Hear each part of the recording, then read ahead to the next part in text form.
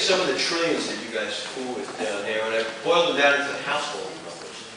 We've got $11 trillion current national debt. My calculation, $147,000 per household. We've already got that. We passed, you just voted for a $3.6 trillion national budget. There's $1.7 trillion of that is going to go into the deficit. That's another $22,000 per household. You did an $800 billion so-called stimulus. That's another $10,700 per household. The Congressional Budget Office just put out the numbers on the budget that was just passed because of the deficits. They say that over 10 years, that's $124,500 per household.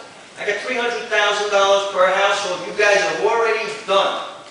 My question is, what's the number you think that should be stopped? And will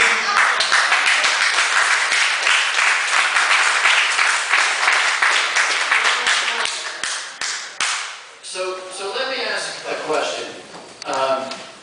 I'm a taxpayer. I got 2 little girls that are going to inherit some of the debt that we're piling on right now. I care as much about this as you do. But let me ask you this question, and I really would like to get some answers, because there's a lot of people in the room who, like me, are very nervous about those numbers. And the question I have for you is, what should we take off the table? Military. Okay, that's $500 billion.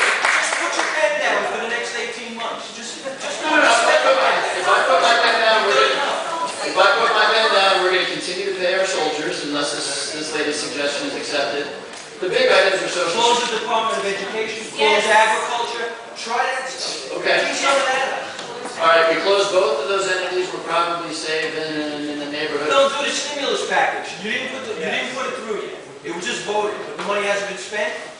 Why don't you propose a bill not to fund the rest of it? Try it.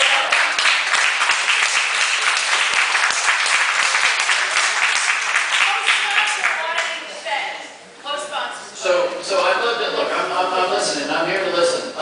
Your agriculture and your DO, and you're doing away with the Department of Education, that gets us 20 or 30 billion a year. Do away with it. All right, I agree with you there. But no, what else? So you really want to do away with? Make some choices. Sir, my good friend Steve. Steve, I've been asking, please, keep it pretty short and ask a question, please. Steve and I go way back. All right. This mess that we have, our country, it was once fantastic, which is now nosediving non-stop, is our fault. It's not the government's fault. We're the ones that put these people in the government. This whole deal it's a bribe kickback system with this flake thing that he's going to study whether there's kickbacks for these campaign contributions is idiotic on its face. It's like studying whether smoking is addictive. You know how they were going to do that for a couple of decades until finally somebody... Ask a question. That's the problem. It's our deal. We are elected government. And if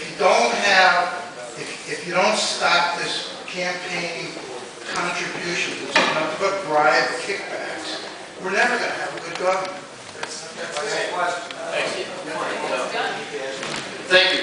Look, I appreciate that point of view. I think I mentioned our congressman to the north, John Larson, has put in place a bill that would change the system.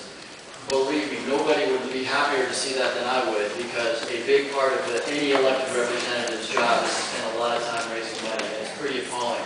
Not just on the influence, but on how we spend our time. I've co-sponsored Larson's legislation because I think it's important. Yes, ma'am, in the blue shirt. Yes. Is California going to bankruptcy when it comes to the federal government and asking the 49 states to bail it out? Are you going to vote yes or no, and why?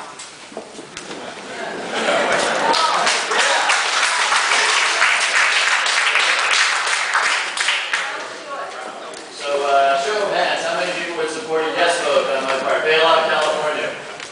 1, 2. They're from California.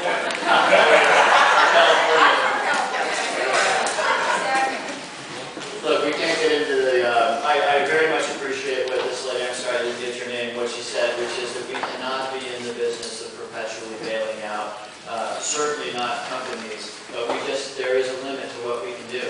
And at some point we have got to let people suffer the consequences of bad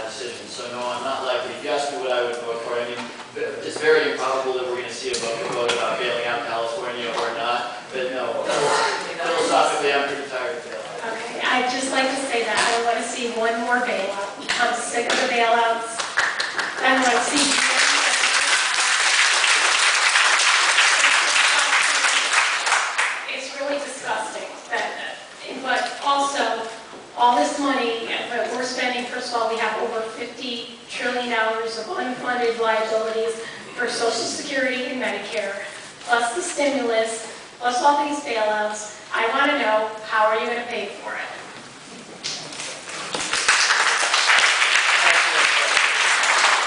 It's an excellent question. You know, capitalism is not supposed to work this way, right? Our taxpayer dollars are never supposed to go into JP Morgan Chase or Merrill Lynch or Bank of America, and they're never supposed to be there to back up Chrysler and GM. Like you, I'm sick of seeing the dollars go in that direction. Capitalism is not supposed to work this way. I'm spending a lot of time on regulatory reform because the bulk of the money, I'll tell you what, the money that went into the auto companies, it's a lot of money, but it's peanuts compared to the money that's gone into the financial services sector, the banks and whatnot. And I'm spending a lot of time on regulatory reform so that they never put us in this position again, because I agree with you.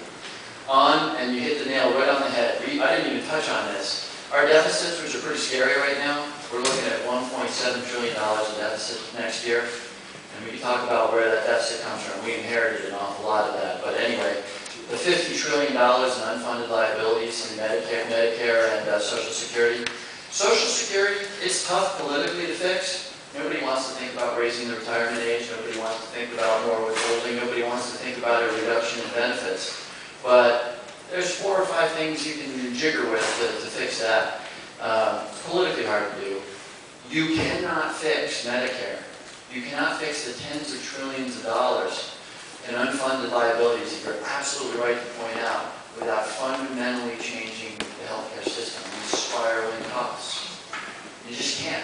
So you should argue about what the healthcare reform looks like, and that's great. That's what democracy is all about. But you can't fix that without fundamentally changing our healthcare system. Thanks for your comment. How are we going to pay for it?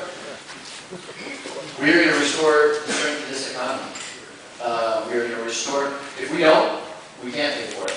And we're going to face a choice. And I don't know if it's we're going to face a choice, but the debt that we're taking on, if you look through our history, we've dealt with debt 2 ways. One, we've had vigorous economic growth. We had 7 years of immensely vigorous economic growth in the 90s under the Clinton administration, where, by the way, tax rates were a little higher than they are right now. And that administration produced surpluses in the budget. And that's what we need to do, produce surpluses eventually. Or, if you look at our history the other way, you can deal with a lot of debt, is through inflation. And so what we're going to need to see, and it's going to be very hard on the Congress and the representatives of the people, because as much as you worry about the debt, everybody loves their Medicare, everybody loves their Social Security, everybody loves the biggest military in the world, everybody loves their entitlements. We're going to need to put the brakes on very, very hard in 2 years. The Fed is going to need to raise rates, and the Congress is going to need to summon the courage to cut the budget so that we start to see the amount of debt come down, or it will be inflationary. And that's not good for anybody.